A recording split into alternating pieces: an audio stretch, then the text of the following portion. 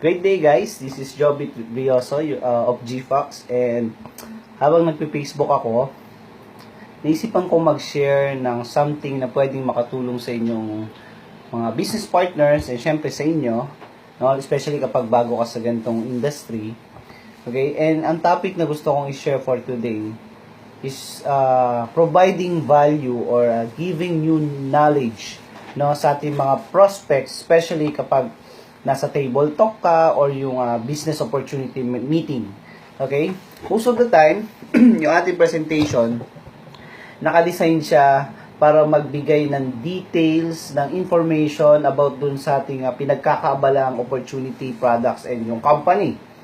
But, the most effective way na alam ko para ma-attract natin yung prospect natin kapag iniimbitahan natin sa ating seminars or ating opportunity meeting is that yung presentation natin must be designed na kung saan meron silang mga bagong matututunan.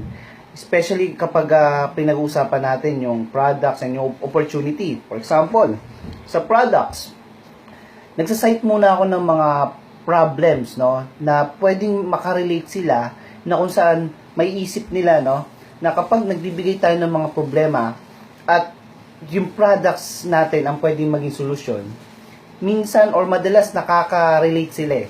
Pwedeng yung sinasabi mong mga problema is nangyari din sa kanila or meron silang kakilala na ganun din yung na-experience. And maiisip nila, yung produkto mo pala yung pwedeng maging solusyon. So, kapag nagpe-present tayo, no, mas maganda kung nagbibigay tayo ng value sa ating mga prospect. Mas maganda kung meron silang mga bagong natututunan, sumali man siya or hindi. In that way, mas mabilis ka nilang magugustuhan. Okay? So, kapag magpe-present tayo, lagi tayong maging handa, lagi tayong mag-prepare ng pwede nilang matutunan sa inyo. Kasi, pwede nilang gawin tong guide para mas mabilis silang magdesisyon kung mapapasali mo ba sila o sasali ba sila sa iyong opportunity. Okay? So, ang last tip ko sa inyo, kapag magpe-present tayo or may kakausapin tayo sa table talk, kailangan mag-provide ka ng value sa prospect mo. Magbigay ka ng bagong learnings, no? For example, ako, pag nagpe-present ako ng opportunity natin, ng products natin, no? Especially pag products, hindi ko siya dinidetalye. Kung ano, kumbaga, hindi ko binibigay, for example, kung ano yung lahat na ingredients niya, no? Ine-explain ko siya the way nung na-experience ko yung product and nagsasabi ako ng mga problema, no, na pwedeng maging solusyon yung products natin.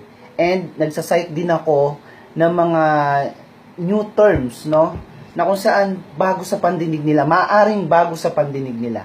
Okay? So, yun lang yung tip ko, guys. Kapag magpe-present tayo, i-design natin yung presentation natin na kung saan merong bagong matututunan yung ating mga prospect.